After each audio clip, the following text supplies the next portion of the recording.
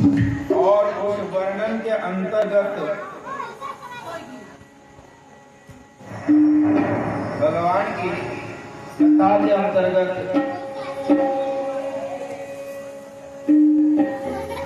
जो कल का विषय था, वह विषय बहुत सुंदर और सबके लिए था। शिव पुराण की विधि, मनुष्य के जीवन के विधि विधान कैसे होना चाहिए। मनुष्य जन्म में हम लोग, हमारा जन्म हुआ है, सुंदर हमारा जन्म हुआ है। उस जन्म का कल्याण कैसे होगा। हमारे संसार के अंदर में हम जी रहे हैं, परंतु अंधकार में जी रहे। हम जो जी रहे, कहाँ में जी रहे, गड़बड़ मत करो ओ मैया, अरे गड़बड़ मत करो।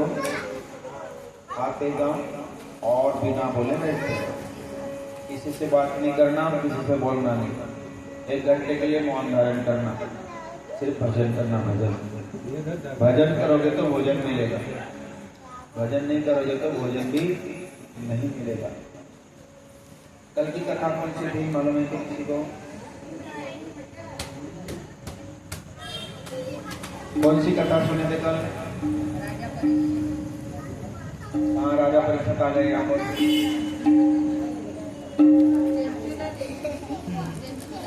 वो तो परसों सो गई। कल क्या सुना?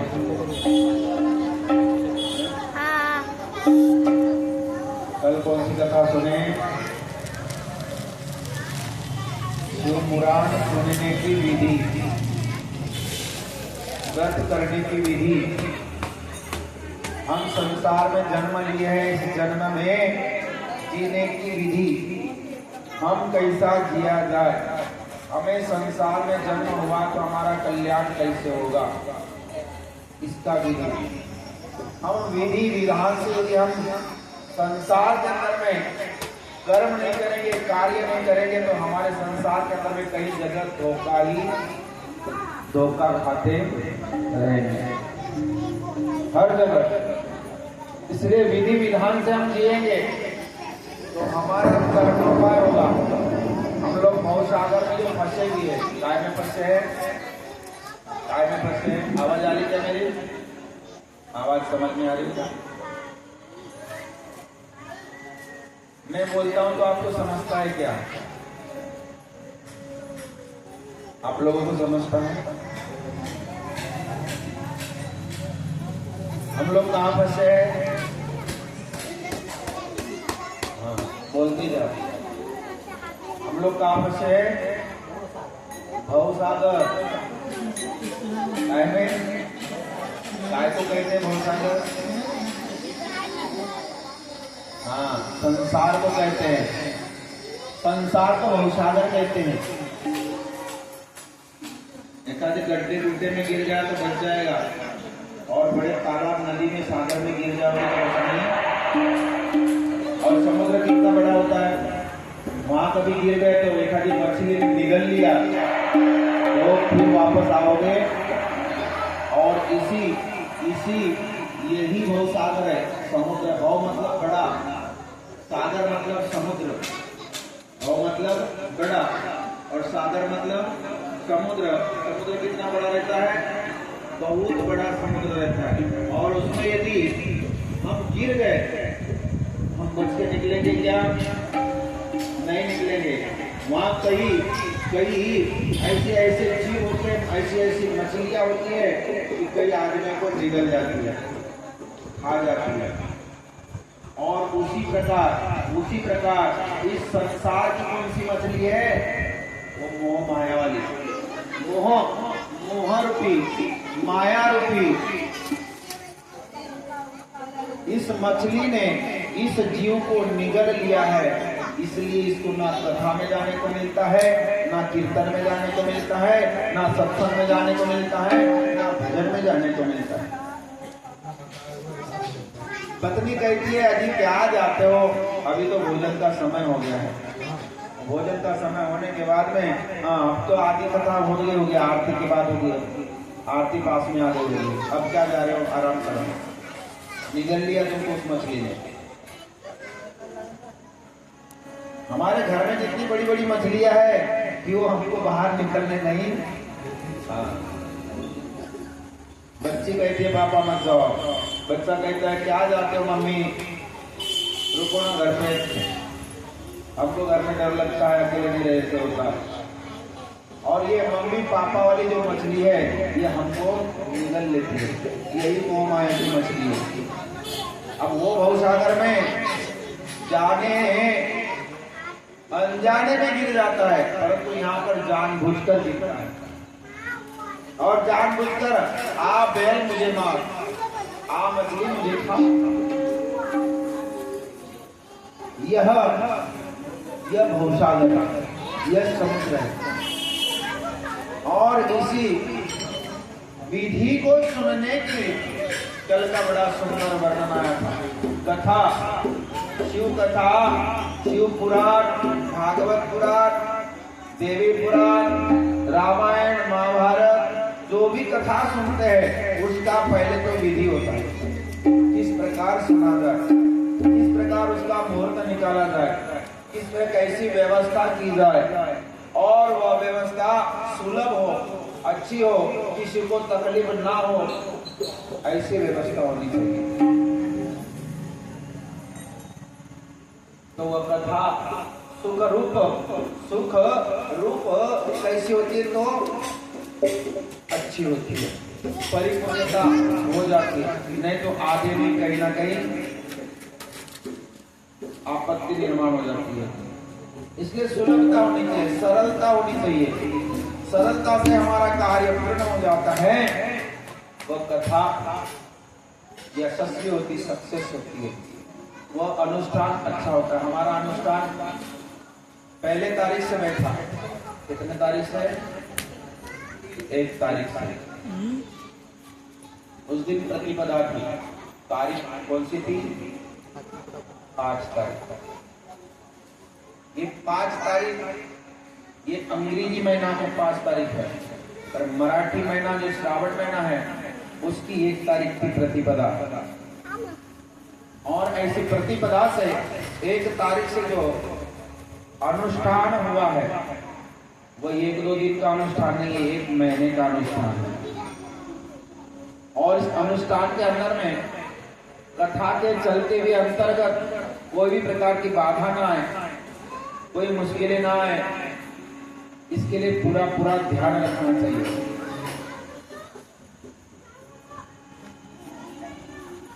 बैठने उठने में कोई भी प्रकार की कमियां ना हो, ऐसी सुंदर यहाँ पर नियम लिखा हुआ है। कथा सुनने वाले ने, कथा बताने वाले ने 1 टाइम भोजन करना चाहिए, पलंग पर नहीं सोना चाहिए, नीचे सोना चाहिए, ब्रह्मचारिता से रहना चाहिए,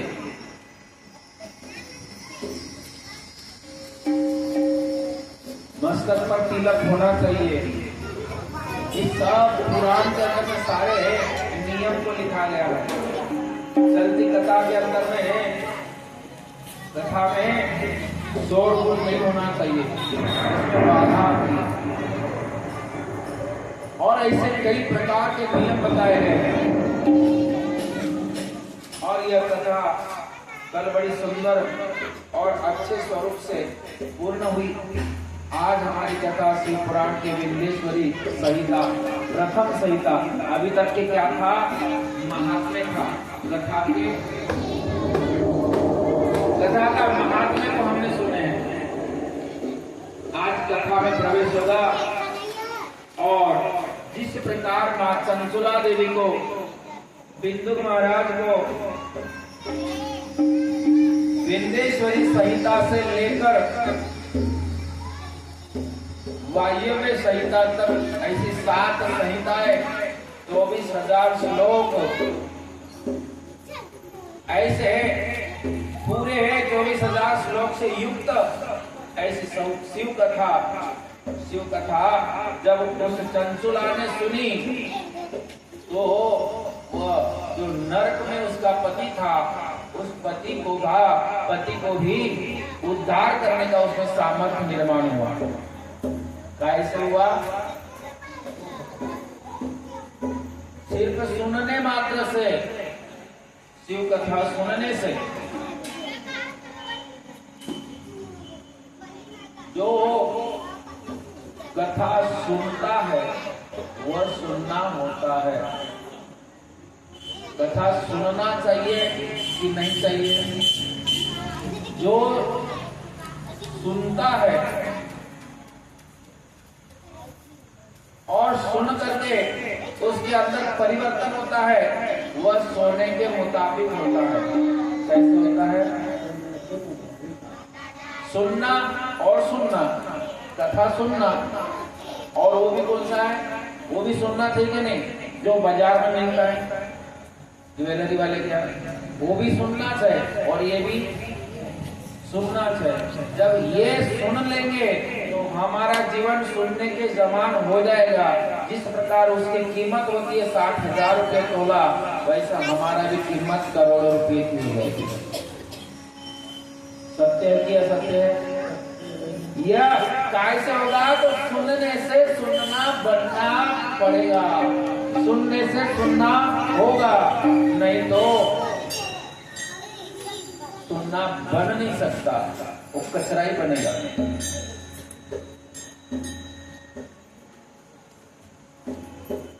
और कचरे जैसे, कचरे के समान हमारा जीवन है क्या? हमारा जीवन पशु पक्षियों के समान है क्या? पशु पक्षियों को ये भी बता, यहाँ बिठा के कह रखे, उनको कितनी भी महीना भर कथा सुनाओ, वो पशु सुधर सकता है क्या? और वही पशु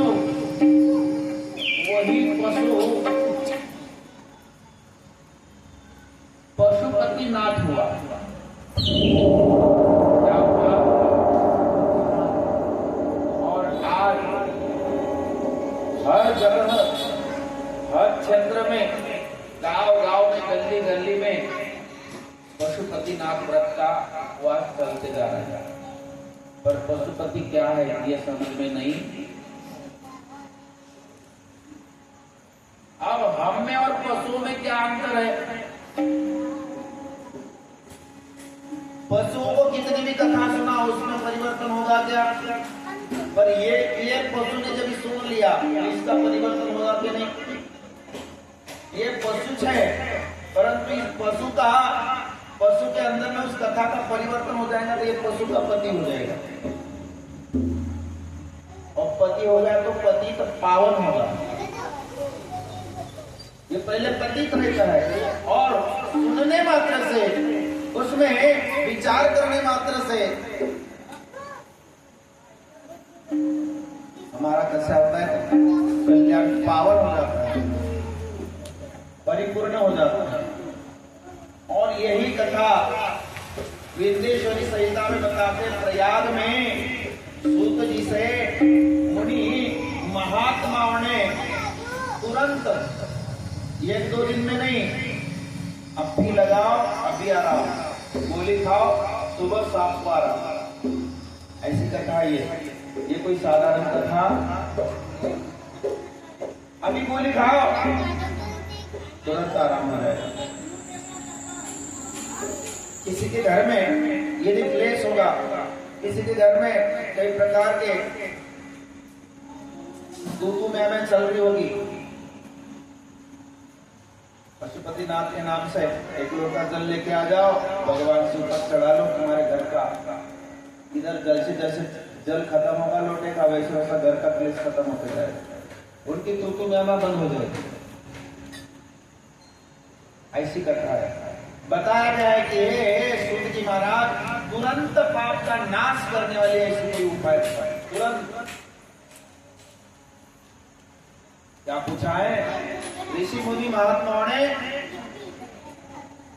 कि तुरंत पाप नाश करने की ऐसी कोई औषधि है, ऐसी कोई उपाय है, ऐसा कोई साधन है?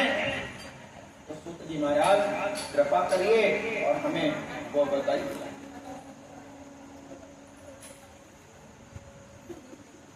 ये प्रश्न पूछने पर सूत जी महाराज बड़े प्रेम से कहते हैं, ऋषि महात्माओं, मंगलकारी मंगलमयी और संसार के जीवों के कल्याण वाली ऐसी सुंदर बात पूछी है आपने, मैं तो धन्य हो गया हूं।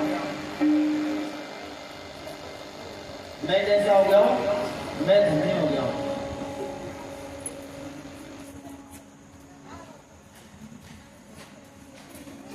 कहने लगे सूत जी, ऋषि मुनि महात्माओं, आप ध्यान देकर के सुनो। एक समय की बात है, व्यास महाराज कहते हैं,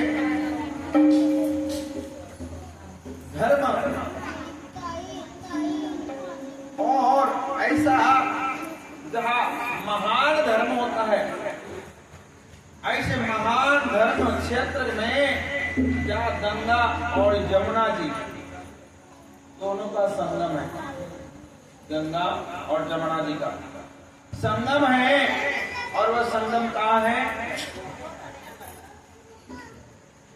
प्रयाग। कहाँ है? प्रयाग में। और ऐसे गंगा और जमुना दोनों का संगम होता है, और वह संगम झूसी प्रयाग में बताया गया है।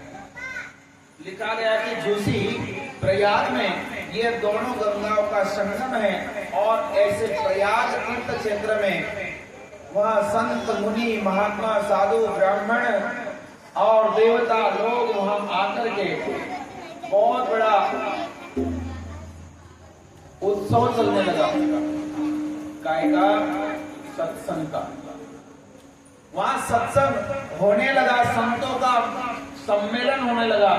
आज भी कई जगह हमारे नागपुर में, कई विदर्भ में, कई इधर उधर सम्मेलन चलते हैं, और सम्मेलन में कई प्रकार के संत महात्मा, भजन वाले, कीर्तन वाले महात्मा वहां जाते हैं, स्पर्धा होती है, नंबर लगता है, और उस आधार पर उन्हें बख्शीश भी मिलता है।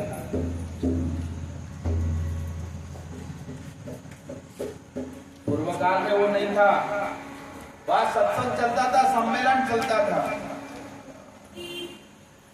ऊंच नीचता नहीं थी, तू ये धर्म का और मैं ये धर्म का, ये नहीं था। अभी बहुत धर्म निकल गए, पंथ निकल गए, भजन वाले में भी बड़ा आटा पिटी हो गई। वो क्या कर सकता है भजन, हमारे जैसे भजन वो नहीं कर सकता, वो क्या गा सकता है, हमारे जैसे नहीं गा सकता, मतलब स्पर्धा हो गई है।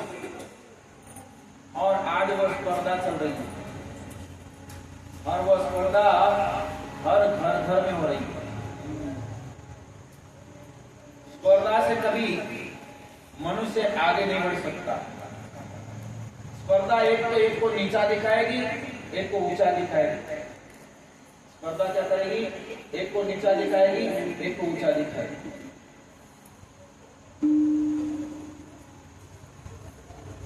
स्पर्धा पहले ऐसे नहीं होता था, पहले सम था। सम दृष्टि गीता समान श्री हरि समदमावरी हरि जाता।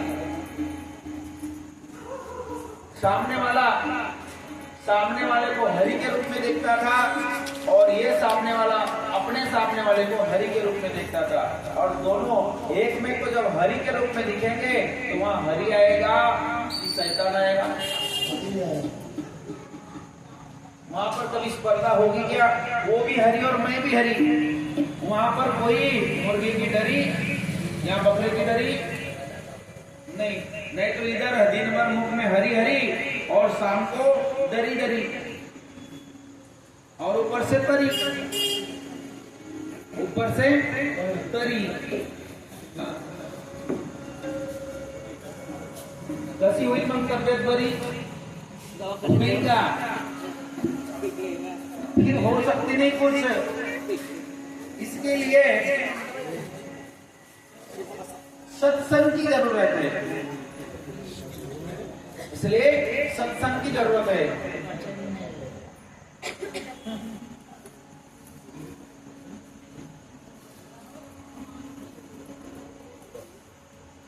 और जब ऐसा सत्संग चल रहा था, चल रे मनवा सत्संग करना, चल रे मनवा सत्संग करना, सत्संग तारण न्यारा, क्या हो गया रे, तुम्हें क्या हो गया रे,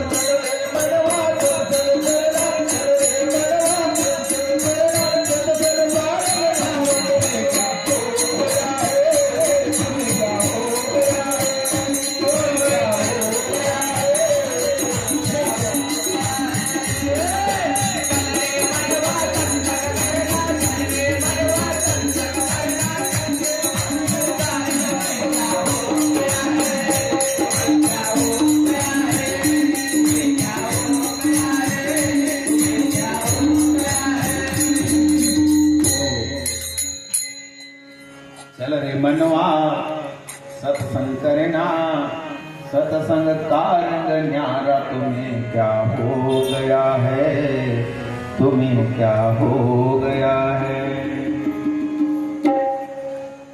मन को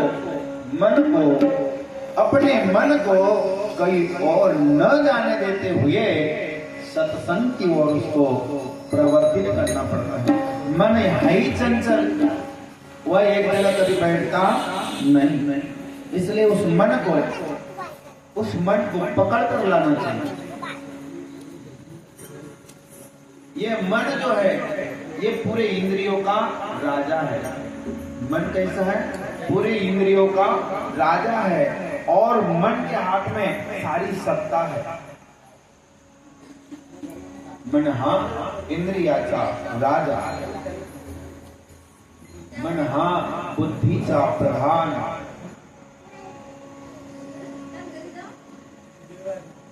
जब ऐसे प्रयाग में सत्संग होने लगा, महात्मा मुनि विशाल ज्ञान का आयोजन करने लगे, विशाल यज्ञ का आयोजन का। अभी ये कोई छोटा यज्ञ है क्या हम जो कर रहे हैं? हम आप सब लोग मिलकर के जो ये यज्ञ हो रहा है, ये छोटा है क्या? 1-2 दिन का है क्या? 4-5 दिन का है क्या? ये बहुत बड़ा यज्ञ है। इसका महात्म्य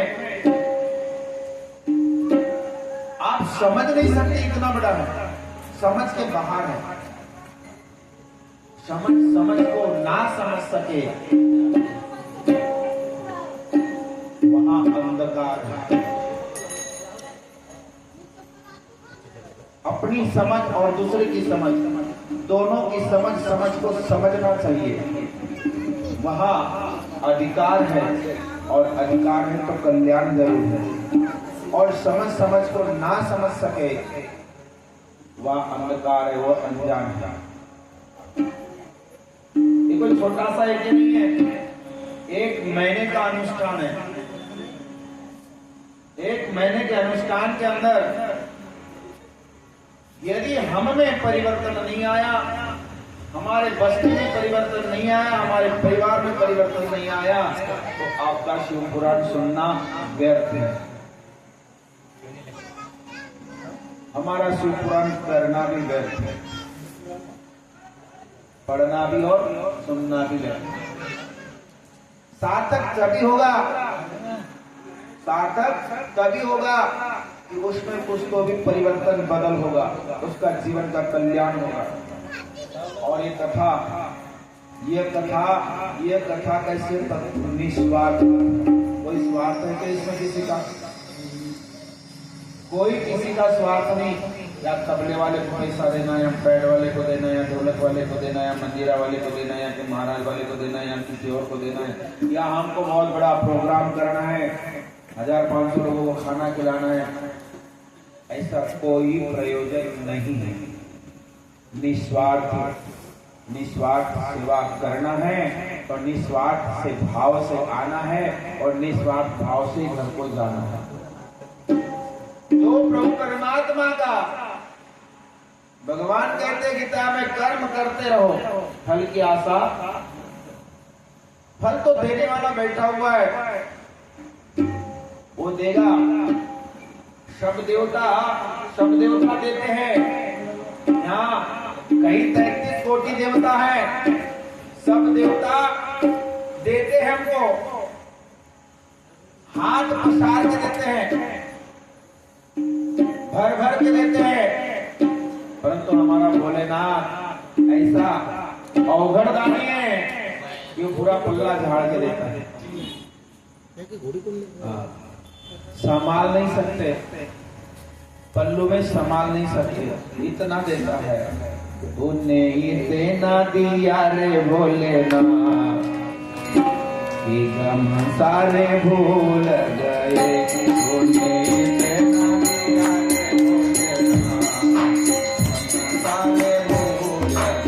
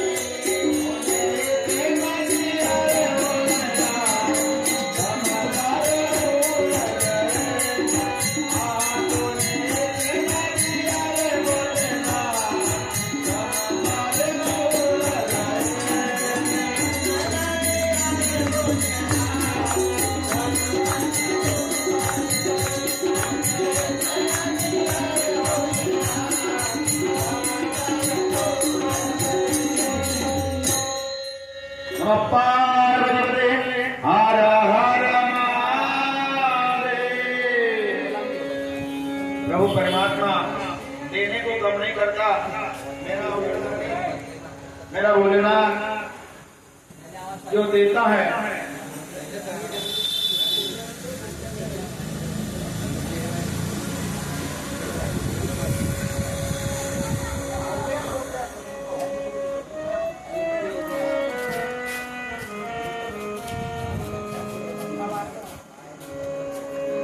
जय जय नारायण नारायण हरे हरे, जय जय नारायण नारायण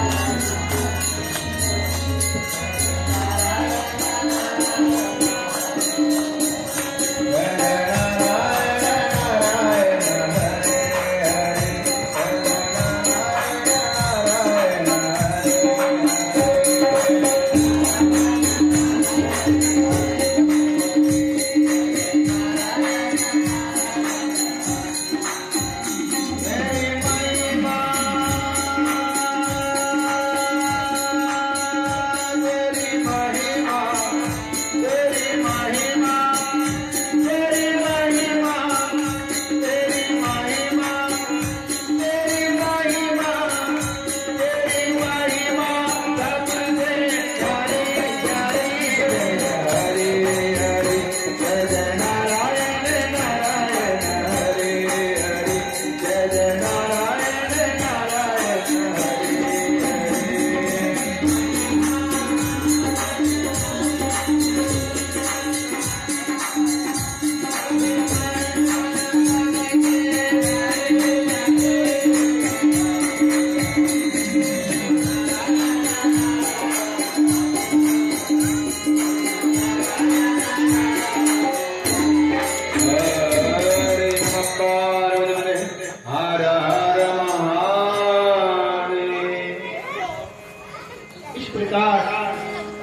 कथा में सूत जी महाराज का आगमन हुआ। प्रयाग में संत महात्माओं का जो सम्मेलन चल रहा था, कथा प्रसंग चल रहा था, उस प्रसंग के अंतर में कथा के अंदर कोई संत का किसी महात्मा का यदि आगमन हो जाए, समझ जाओ कि हमारी कथा सफल हो गई।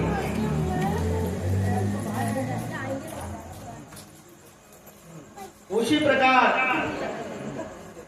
जहां वो कथा चल रही थी प्रयाग तीर्थ क्षेत्र में, वहां सूत जी महाराज का आगमन हुआ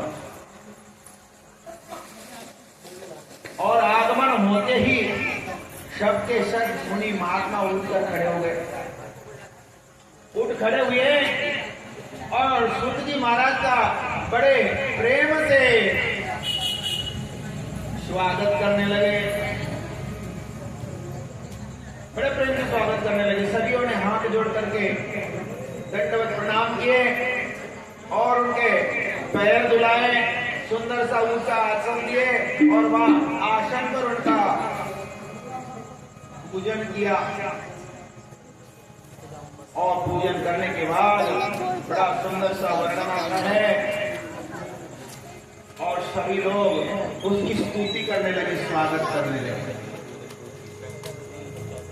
भगतों फूल बरसाओ मेरे गुरुदेव आए, मेरे गुरुदेव आए। भगतों फूल बरसाओ मेरे गुरुदेव आए, मेरे गुरुदेव आए।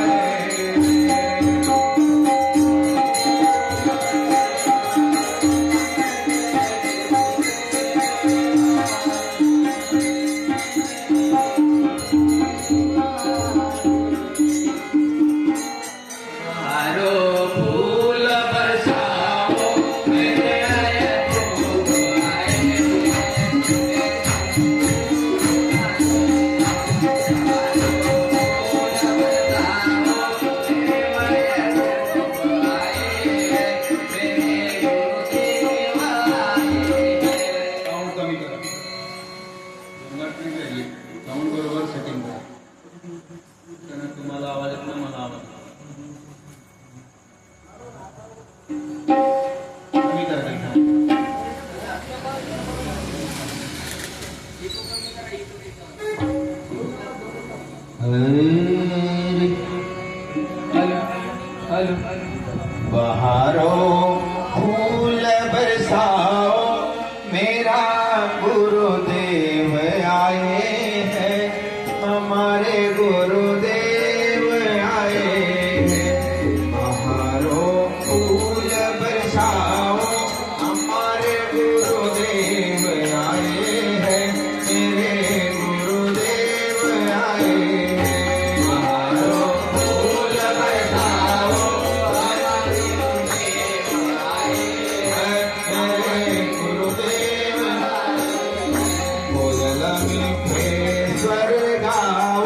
हमारे गुरुदेव आए हैं हमारे गुरुदेव आए हैं कोयल मीठेश्वर गाओ हमारे गुरुदेव आए हैं हमारे गुरुदेव आए हैं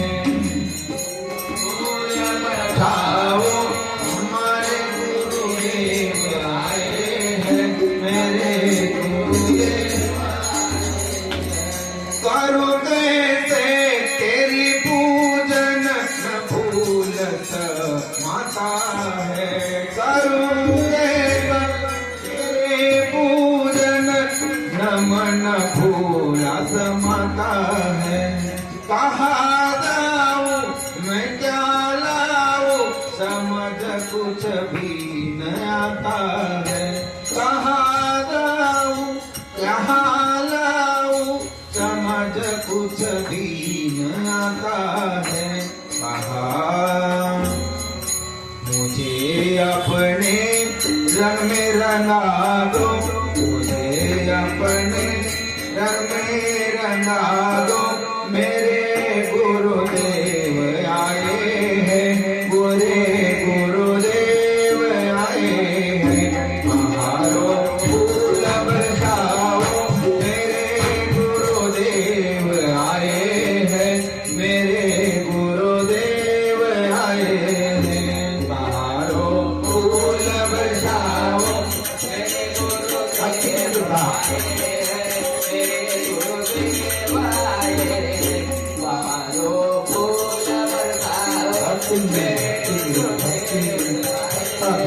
मेरे गुरुदेव आए आलगी थी आस सदियों से हुए हैं आज वो दर्शन आज वो लगी थी आस सदियों से हुए हैं आज वो दर्शन आज वो दर्शन निभाने अपने वादे को पधारे है पतित पावन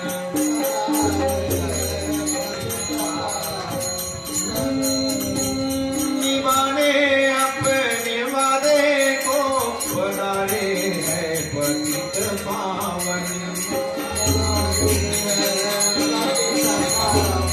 मेरे कष्टों को हरने को मेरे कष्टों को हरने को वो नंगे पाव चले आए वो नंगे पाव चले आए मारो फूल बरसाओ मेरे गुरुदेव आए हैं मेरे गुरुदेव आए ध्यान दिन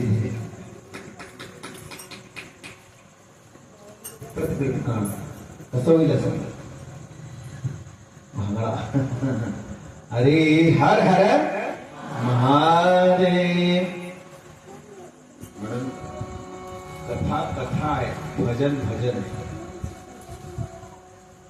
भजनात्मक कथा अंतर भजनाचा वादन करणारा कथेत पन्नाव नाही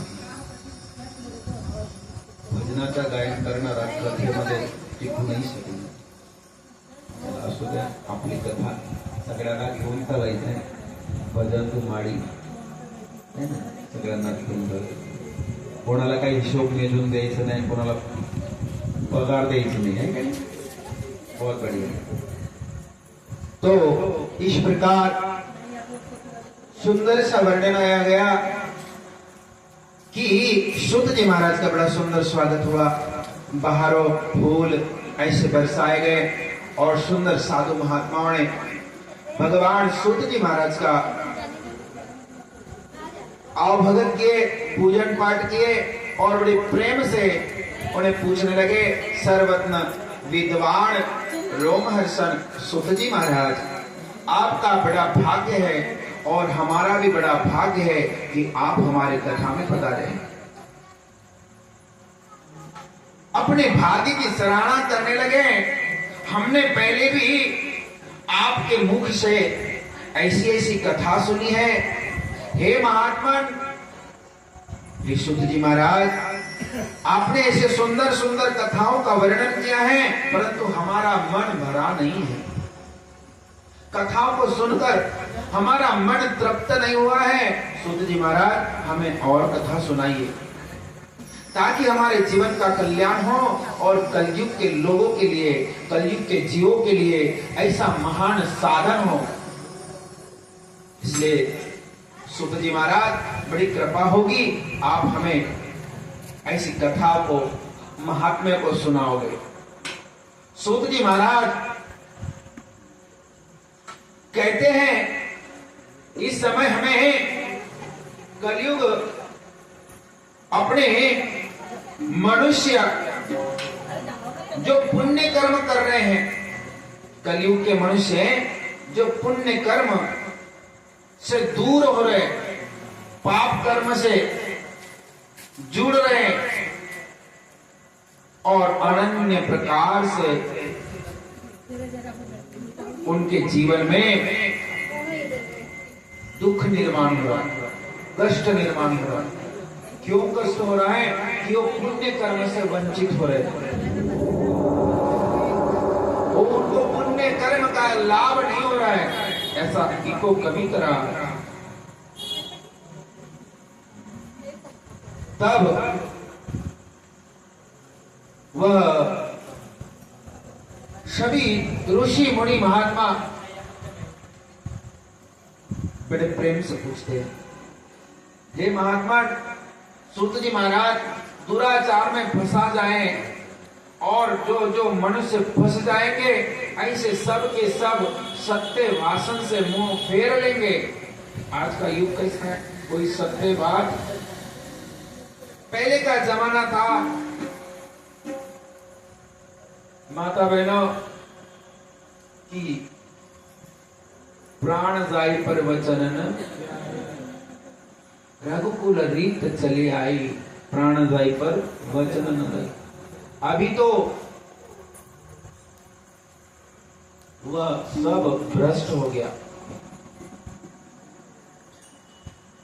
अभी वचनों पर भी खरा नहीं है और हमारा प्राण भी खरा नहीं है।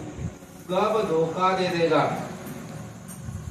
उसकी कोई गारंटी, क्योंकि वचन ही सत्य नहीं रहे तो प्राण कहां से सत्य रहेगा। तब हमको प्राण झटका दे देगा और वही स्थिति चल रही है। आज इतने अटैक हो रहे, इतने कैंसर हो रहे, इतने अल्सर हो रहे,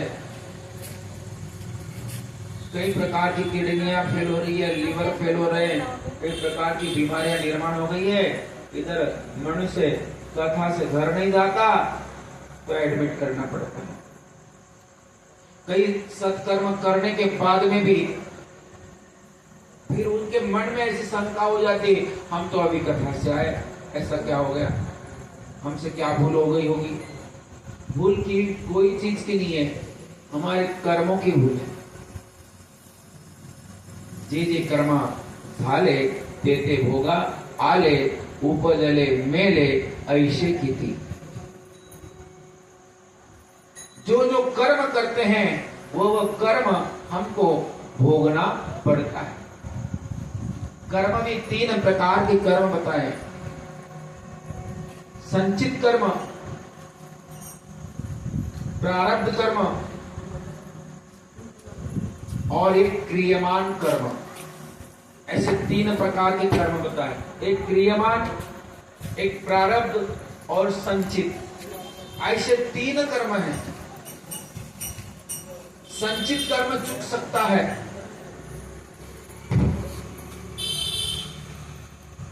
क्रियमाण कर्म चुक सकता है, प्रारब्ध कर्म नहीं चुक सकता।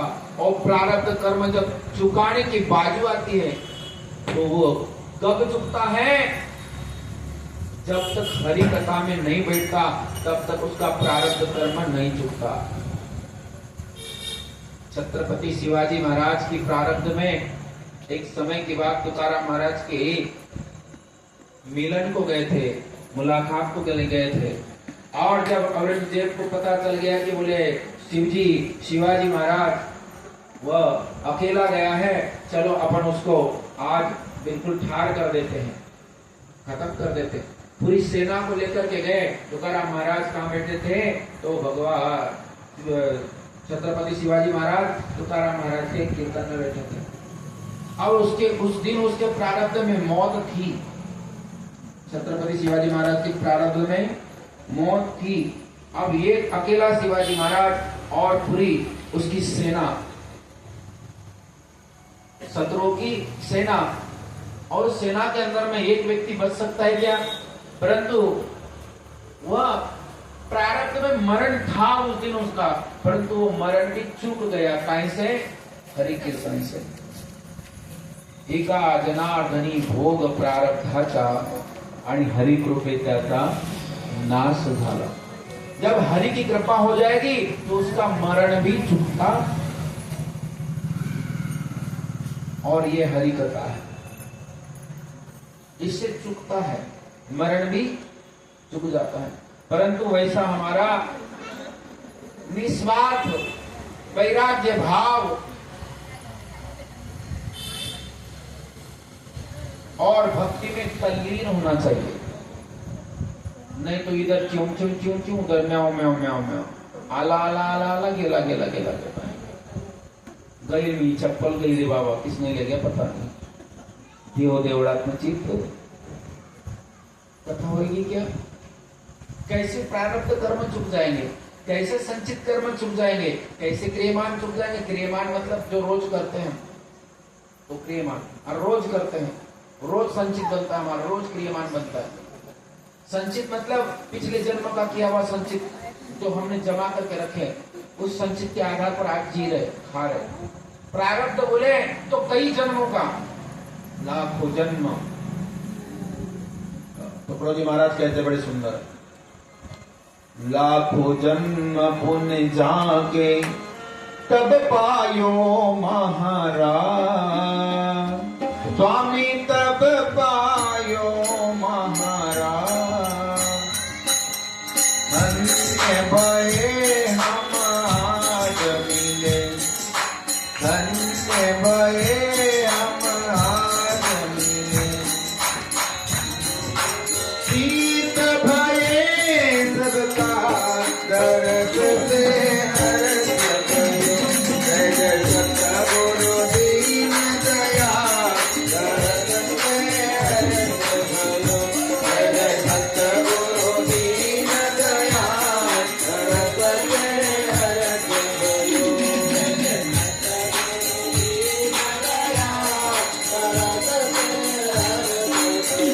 जय जय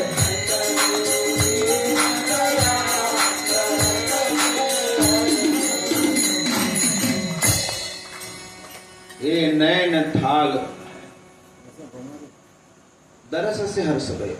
जय जय सतगुरु दीन दयाल। लाखों जन्म पुण्य जाके तब पायो महाराज।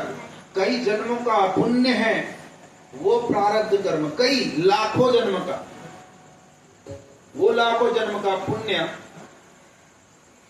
है। तो आज हम कथा सुन रहे, कथा कर रहे, और हमारे जीवन में प्रभु परमात्मा का हमारे जीवा पर नाम आ रहा है। पूर्व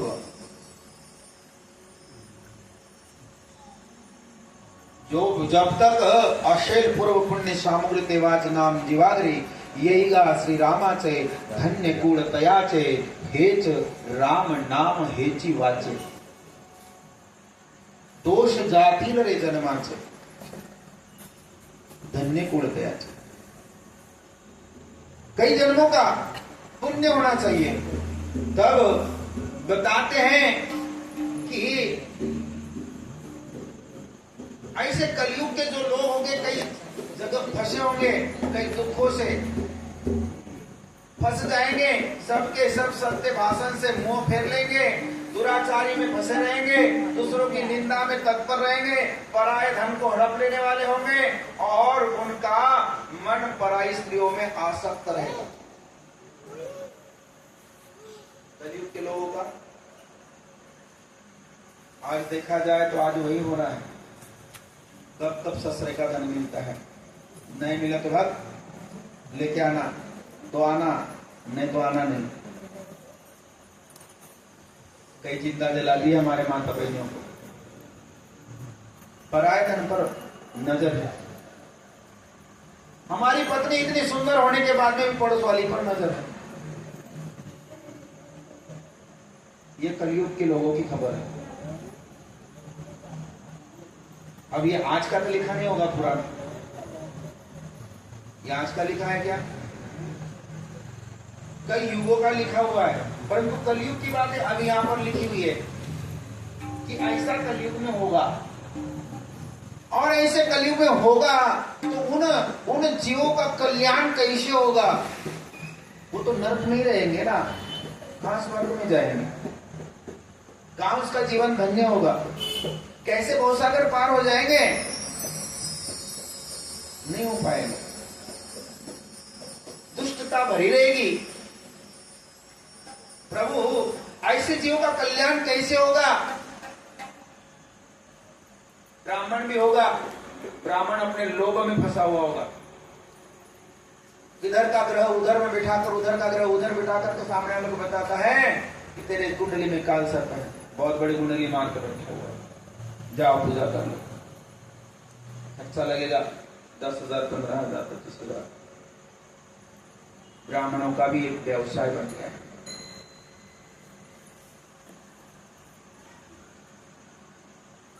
ब्राह्मण भी अपने पूजा से विमुख हो गए, अपनी वाणी से विमुख हो गए और मोह में फंस गए हैं। ब्राह्मण भी फंस गए, वेद बेच करके अपनी जीविका चलाते हैं। धन का उपार्जन करने के लिए ही विद्या का अभ्यास करेंगे और मद से मोहित रहेंगे। कई ब्राह्मण है शराब पी रहे, कई ब्राह्मण है अंडा करी खा रहे, कई ब्राह्मण है मांस मदिरा कर रहे, मतलब अपनी ब्रह्मता से भ्रष्ट हो। ब्राह्मण जात कहां से निर्माण हुई? भगवान ब्रह्मा जी के मुख से। क्षत्रिय कहां से निर्माण हुई? बाहुबल से। वैश्य कहां से निर्माण हुआ? तो पेट से। और शूद्र कहां से निर्माण हुआ? तो जंघाओं से, पैरों से। पर चारों वर्ण का बाप एक है। पर आज की ऐसी परिस्थिति है, चारों वर्णों में इतना हो गया कि गवर्नमेंट भी उसने सहूलत दी है। एनटी, ओबीसी, एससी, एसटी, अनन्य प्रकार सबको खुला दिया है। यहां तक कि आज की बात है, नई ताजी खबर, हमारे यहां 2 गाय हैं। कितनी? 2 गाय है और गाय का गोबर है।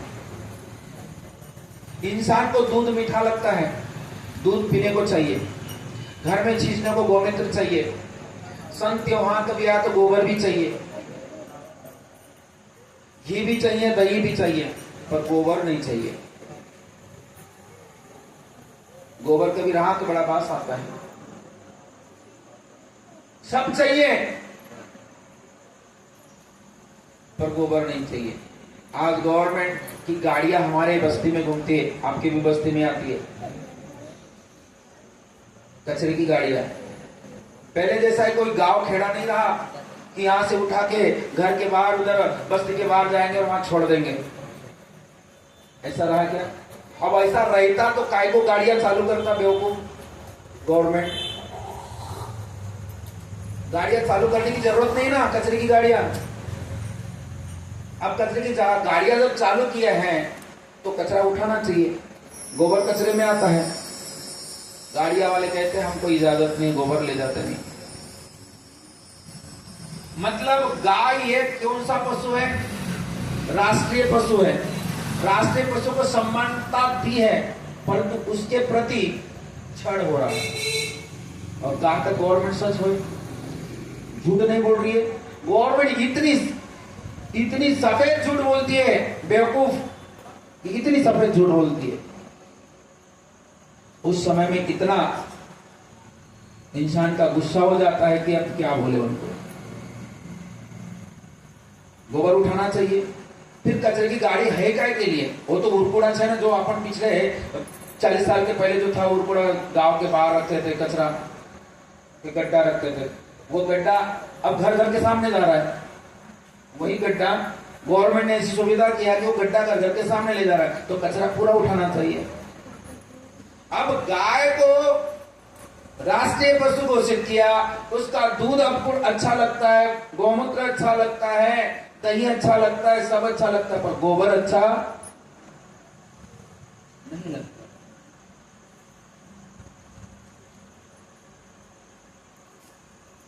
फिर कौन इसका जिम्मेदार? कौन है? गवर्नमेंट है कि नहीं?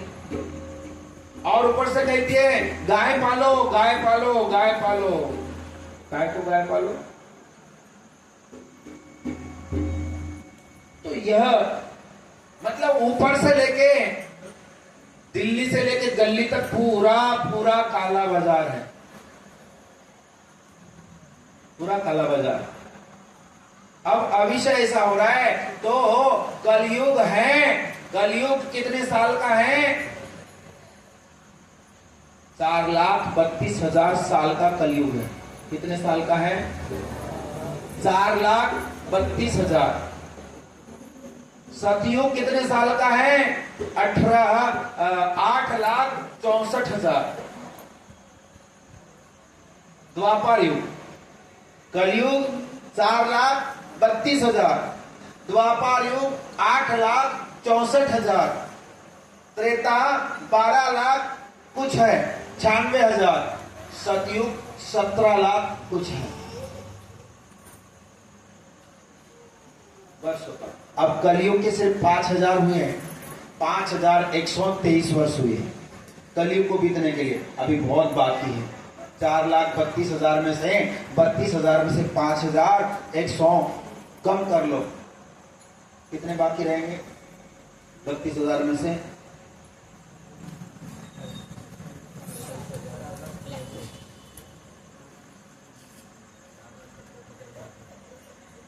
4,27,000। तो इतना बड़ा कलयुग है। ये तो प्रथम चरण है। कलयुग के भारतवर्ष से प्रथम चरण है जम्बूद्वीपे दंडकारण्य, यह प्रथम चरण है। जब द्वितीय चरण आ जाएगा, तृतीय चरण आ जाएगा, तब कलयुग के लोग तिल्लत भर के रहेंगे। ना गौ दिखेगी, ना बकरी दिखेगी, ना मुर्गी दिखेगी। 5 साल के लड़की की शादी होगी, 6वें साल बाल बच्चे वाली हो जाएगी, 10वें साल बहू बेटी वाली हो जाएगी। ऐसा सब परिवर्तन होगा। एकनाथ महाराज के इसमें बताया हुआ एक अभंग में भी, कैकाये बाबा दुरिल माझ देश, शकुन सांगाव या आलो कलियुगास, आणखी एक सकुन ऐका हातोर, बहीण भावाचा लग्न लागेल। बहन भाई को पहचानेगी नहीं, भाई बहन को नहीं पहचानेगा। अभी हो ही रहा है। मामा भांजी को नहीं पहचानता और भांजी मामे को नहीं पहचानती, मामा को नहीं पहचानती। चालू है। ऐसे कलयुग में के लोग होंगे, उनका कल्याण कैसे होगा? सूत जी महाराज इसका उपाय बताइए। तो इस प्रकार माता पिता से सब लोग बैर करेंगे, हो रहा है। कई माता पिता अनाथ आश्रम में पड़े हुए हैं, सूखी रोटियां खा रहे हैं, और हम यहां मौज मना रहे हैं। माता पिता से हैं मुंह मोड़ लेंगे। ऐसे ऐसे लोग होंगे जिसमें राम का नाम न हो, जिस भजन में राम का नाम न हो, उस भजन को गाना ना जाए। जिस भजन में राम का नाम न हो, उस भजन को गाना ना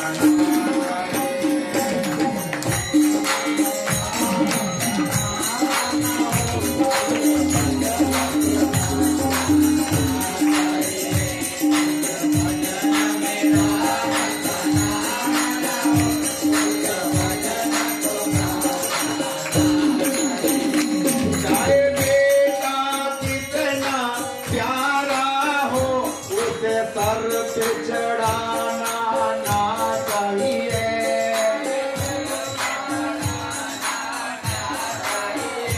चाहे बेटा कितना प्यारा हो, उसे सर पे चढ़ाना ना चाहिए।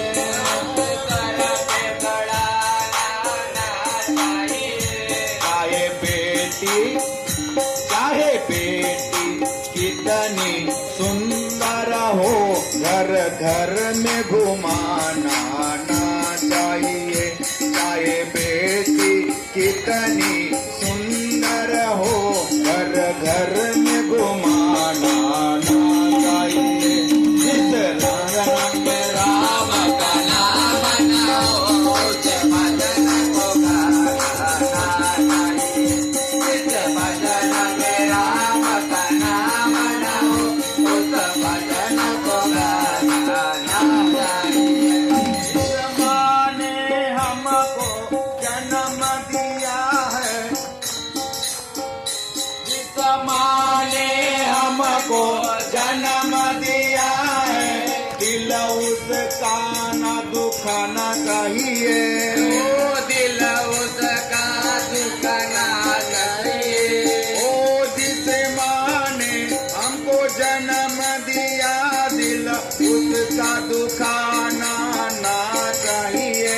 दिल उसका दिखाना ना चाहिए। दिल उसका दिखाना ना चाहिए। जिस पिता ने हमको पाला है, जिस पिता ने हमको पाला है, उस पिता रुलाना ना चाहिए।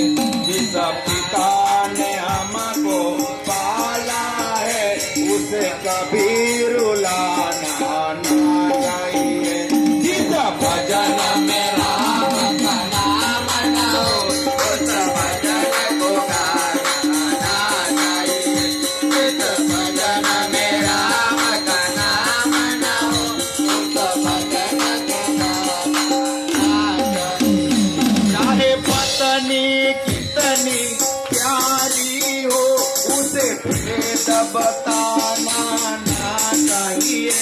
चाहे पत्नी कितनी प्यारी हो, उसे भेद कभी ना चाहिए। चाहे पत्नी कितनी प्यारी हो, उसे भेद बताना ना चाहिए। चाहे कितनी प्यारी हो, उसे भेद बताना ना चाहिए। चाहे मैया कितनी बैरी हो, उसे राज छुपाना ना चाहिए। चाहे मैया कितनी बैरी हो, उसे भेद छुपाना ना चाहिए।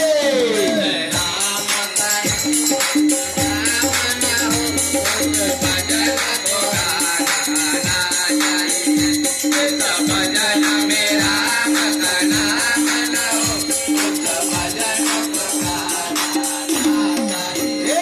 जिस भजन में राम न हो, उस भजन को गाना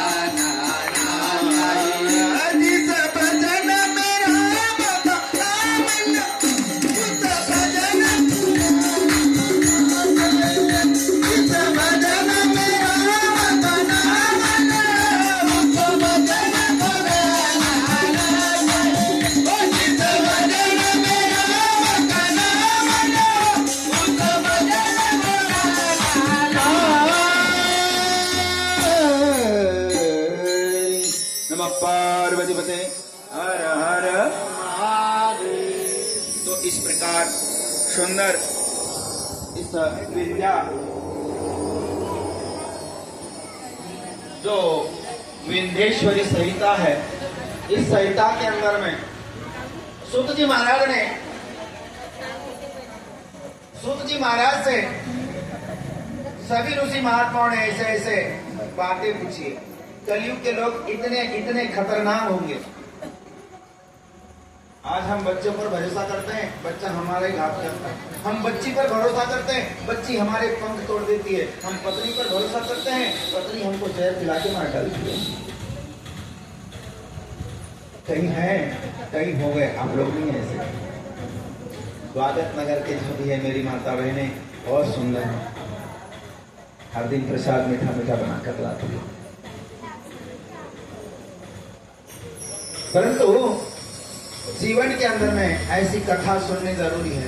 जो भी हमारे कर्म में भोग होगा, जो भी हमारे कर्म में दोष होगा, कथा सुनने से क्या होगा तो नाश हो जाएगा। ऐसे ऐसे वचन लिखे हुए हैं कि क्षत्रिय भी स्वधर्म का त्याग देगा, शूद्र भी स्वधर्म को त्याग देगा, और वैश्य भी अपने स्वधर्म को त्याग देगा, और चारों वर्ण अपने अपने कर्म को त्याग देंगे।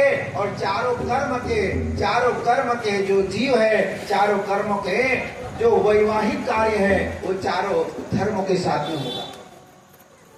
पहले ब्राह्मण के साथ में विवाह करता था, अभी ब्राह्मण की लड़की शूद्र के घर जाती है, शूद्र की लड़की ब्राह्मण के घर जाती है, वैश्य की लड़की क्षत्रिय के घर में जाती, क्षत्रिय की लड़की वैश्य के घर में जाती। चारों वर्ण एक में फंस गए हैं। चारों वर्ण के लोग एक थाली में खा रहे हैं, घुटन खा रहे हैं। बुद्धि कैसी होगी? वैसी होगी। इस प्रकार का धर्म संबंधित करेंगे, चारों वर्णों के साथ वैवाहिक संबंध स्थापित होगा, और समस्त वर्णों के अपने अपने संपर्क से भ्रष्ट हो जाएंगे, अपने वर्ण से भ्रष्ट हो जाएंगे, अपने कार्य से भ्रष्ट हो जाएंगे। वे लोग अपनी अधिकार सीमा से बाहर चले जाएंगे। देखो कितना पाप बड़ा अंदाज के बाहर चला, अंदाज के बाहर चला। ऐसा पाप बढ़ने लगा। कलयुग की स्त्रियां, जो कलयुग की जो स्त्रियां होगी सदाचार से भ्रष्ट और पति का अपमान करने वाली होगी, साथ में सात ससुर के साथ द्रोह करने वाली होगी। किसी से भय नहीं और किसी से डर नहीं। सास ससुर के सामने कैसा बैठना चाहिए, कैसे उठना चाहिए, कैसे बोलना चाहिए, कमर में लपेटेगी और चलते जाएंगे पहलवान के। आया है ना जमाना। कलयुग की स्त्रियां छोटे छोटे बाल काटेगी। पहले की स्त्रियों की ऐसी कमर तक के पैर तक की चोटी रहती थी, अभी चोटी बांधने को बाल नहीं रहे, बाल खत्म हो गए कलयुग की स्त्रियों के।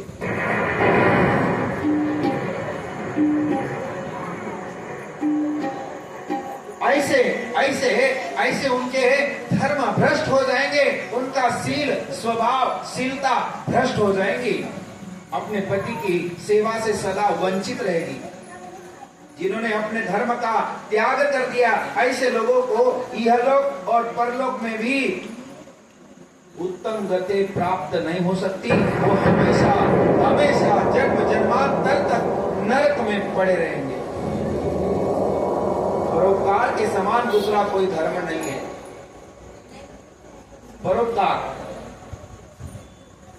परोपकार के समान दूसरा धर्म नहीं है, और ऐसे वह अपने आप में लुलुप्त रहेंगे और नरक में पड़े रहेंगे। ऐसे ऐसे धर्म भ्रष्ट हो जाएंगे। हमको धर्म का क्या है तो परिवर्तन करना है, धर्म को साधन धर्म का पालन करना है। और जब तक धर्म का पालन नहीं होगा, और धर्म के पालन के समान दूसरा कोई धर्म नहीं है जो परोपकार कर सकता है। दूसरों पर करे उपकार, ऊंचा रहे हमेशा दिल भी। संत तो ऐसा चाहिए जिसके मन में कपट ना हो दिल भी। संत तो ऐसा चाहिए जिसके दिल में कपट ना हो दिल भी। दूसरों पर करे उपकार और ऊंचा रहे हमेशा दिल भी। दूसरों पर करे उपकार, ऊंचा रहे हमेशा दिल भी। टुकड़ो जी महाराज कहते आजकल संत महात्मा भी अपने धर्म से भ्रष्ट हो गए, सब लालच में फंस गए। दान करो, दक्षिणा करो, गौशाला बनाओ, वृद्धाश्रम बनाओ और वहां सबके माता पिताओं को रखो। पहले के संतों ने कहा बनाया, उनकी झोपड़ी नहीं थी। संत महात्माओं की हाँ कहाँ थी? तुकाराम महाराज, ज्ञानेश्वर महाराज की झोपड़ी नहीं थी रहने के लिए। लोग उनको इतना परेशान करते, इतना मार मारते थे कि जीने को हराम कर दिए, खाना खाने को रोटी नहीं देते थे। ऐसे संत, अभी के संत तो ऐसे कपड़े मोटे करते हैं, पूरी सोफा सेट एक कुछ लगती है, मसरी साड़ी लगी है, गाड़ियां लगी है, बॉडी कोट लगे, गन मशीन है उनके साथ में। महात्मा को कुछ होना नहीं चाहिए। महात्मा तो उदार होना चाहिए, प्राण जाओ अथवा राहो, पांडुरंग दृढ़ भाव। महात्मा उसी को कहते जो महान है, उसकी आत्मा महान है, उसका नाम महात्मा है। मरने से कब नहीं डरता, उसका मृत्यु तो पहले ही हो चुका होता है। जिस दिन गुरु के चरणों में जाता है उसी दिन उसकी मृत्यु हो जाती है, फिर वो जिंदा नहीं रहता। वो सिर्फ दूसरों के उपकार है, इसलिए मैं जी रहा हूं। किसी के मेरे ऊपर उपकार है, किसी का मेरे ऊपर कर्जा है, इसलिए उसके खातिर जी रहा हूं। उनकी जिंदगी मुझे मिली है, इसलिए मैं जी रहा हूं। वो तो उसी दिन मर जाता है जिस दिन सदगुरु के शरण में जाता है, उसी दिन उसकी मृत्यु हो जाए, उसी दिन उसकी पिंडदान हो जाता है। ऐसा जो व्यक्ति करता है उसका जीवन धन्य है, उसके जीवन का कल्याण है। वो संत फिर जिंदा रहेगा, वो सिर्फ दिखता है पर वो जिंदा नहीं रहता, जिंदा नहीं है, वो मरा हुआ है। फिर भी उसको मरने का डर है, उसके आगे पीछे नहीं मर सकता। कोई मुझे उड़ा न दे, कोई मुझे मार न दे, कोई धर्म, कोई पंथ, डर है। संत को डर नहीं है। संत का अंत हो चुका है, वो अनंत है, उसका नाम संत है। संत का अंत हो चुका है, अंतिम क्रिया हो गई, उसकी अंतिम क्रिया हो गई। अब कोई अंतिम रहा नहीं। ऐसा संत जिसका अंत हो गया वो अनंत है। नहीं तो अभी है संत, कैसे है? संतरे के समान है, कभी खट्टा तो कभी मीठा, कभी कड़वा तो कभी कसेला, तो कभी सड़ा हुआ संतरा। वाणी भी बोलेगा तो ऐसी कटु वाणी बोलेगा जिसको सेहत। ऐसे सड़े सड़े संतरे हैं।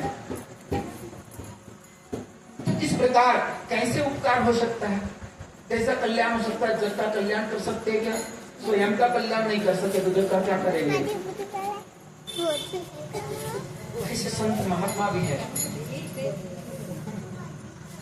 इस प्रकार धर्म का, जैसे धर्म का परोपकार के समान कोई धर्म नहीं है। जिस छोटे से छोटे उपाय से इन सब के पापों का तत्काल नाश हो जाए, उसे इस समय कृपा पूर्वक सूत जी महाराज कृपा करिए और हमें बताइए, और हमें इस द्वंद्व से हमारा कल्याण करिए। हमें कलयुग की चिंता बहुत सताई जा रही है, हमें कलयुग की चिंता बहुत सताई। संत महात्मा इतने परोपकारी थे, समय आने के पहले उनकी चिंता करते थे। जिस प्रकार माँ के गर्भ में बच्चा होता है, माँ के गर्भ में बच्चा होता है, पहले महीने से उसको प्रेम हो जाता है, उस बच्चे से पति से प्रेम कम हो जाता है, बच्चे को प्रेम ज्यादा हो जाता है।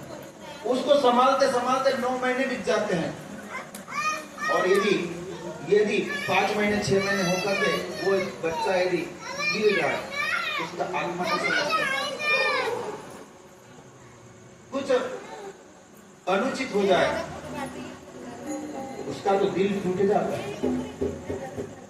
उस प्रकार संत एक माऊली है, एक संत माँ है, साधु एक माँ के जगह पर है। वो पहले आने वाले बच्चों के लिए पहले ही सोच लेते हैं।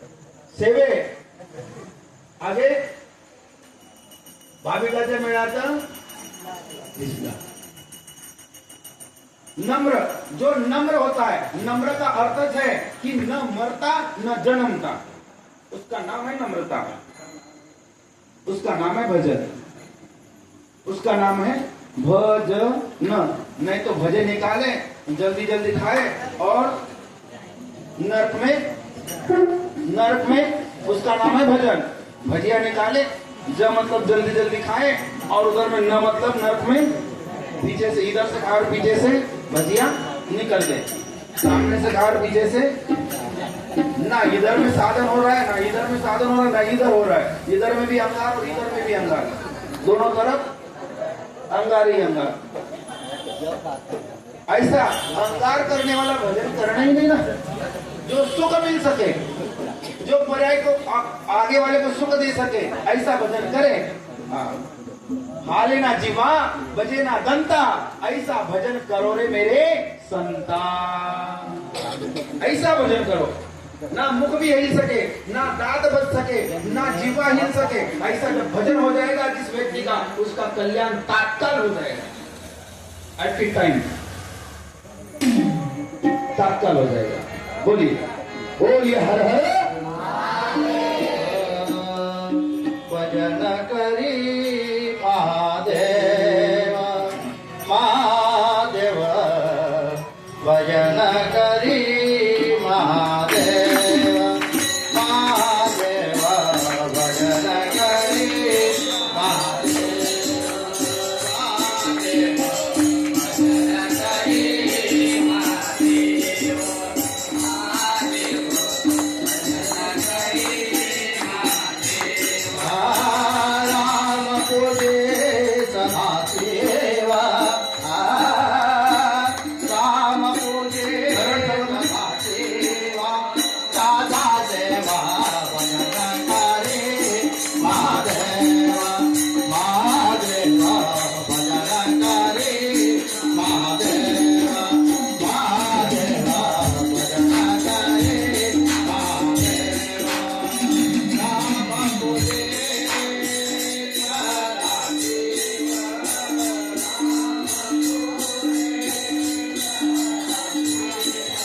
साधा सेवा भजन करे महादेव, महादेव भजन करी महादेव।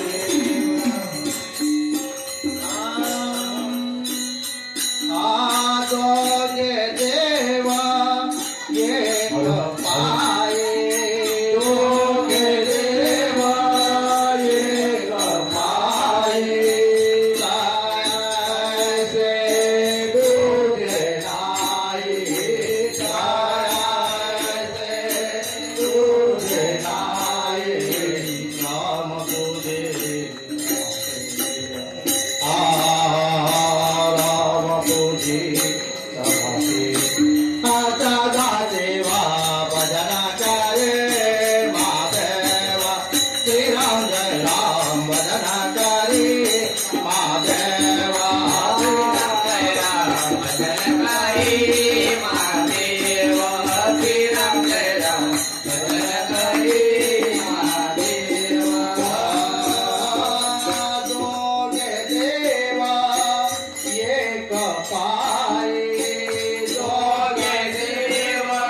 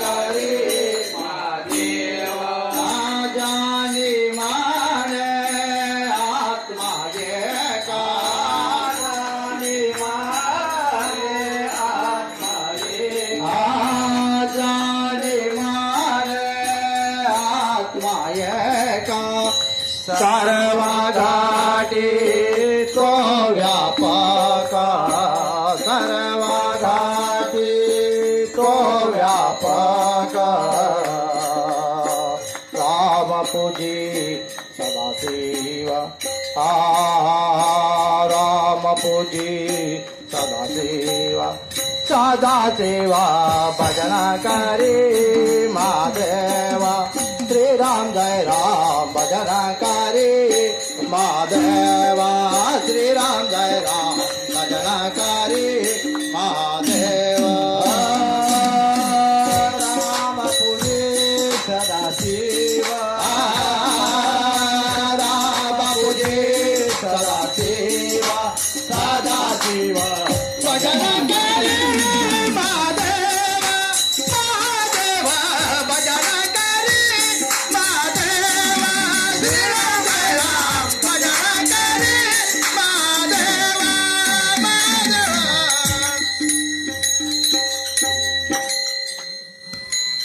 ओ नाच रे मना हरी करते नाच नाच रे मना नाच हिंदी मना हिंदी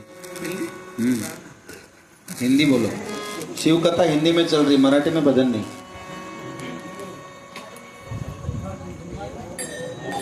सुनना भक्तों की पुकार होके नंदी पे सवार बोले बोलो।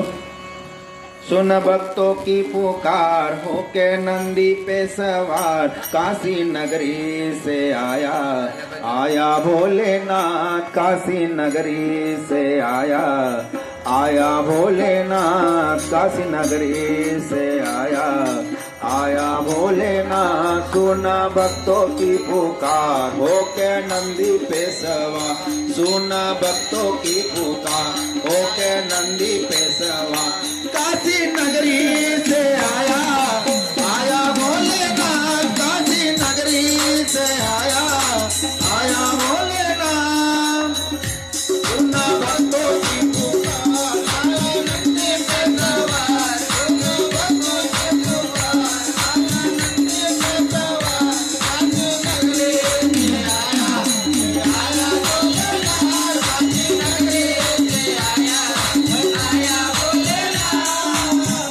ओ भस्मीर माए देखो डमरू बजाए भस्मीर माए देखो डमरू बजाए ओ भस्मीर माए देखो डमरू बजाए भस्मीर माए देखो डमरू बजाए कैसे निराला प्रभु रूप सजाए कैसे निराला प्रभु रूप लाए ओ कैसे निराला भोले रूप सजाए कैसे निराला देखे रूप सजाए गल में सर्पों का है हार गले में सर्पों का है हार होके नंदी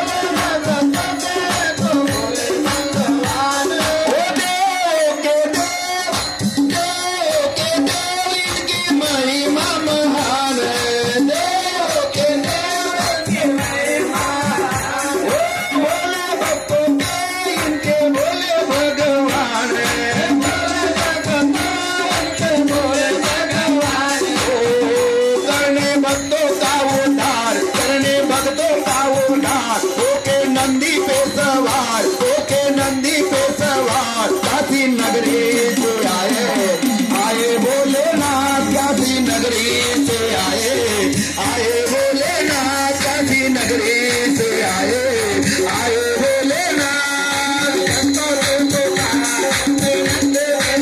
भक्तों की पुकार होके नंदी पे सवार काशी नगरी से आए आए भोलेनाथ काशी नगरी से आए भोलेनाथ भक्तों की पुकार सुन के भक्तों की पुकार होके नंदी पे सवार सुन के भक्तों की पुकार होके नंदी पे सवार काशी नगरी से आया आया भोलेनाथ काशी नगरी से आया आया भोलेनाथ काशी नगरी से आया आए भोलेनाथ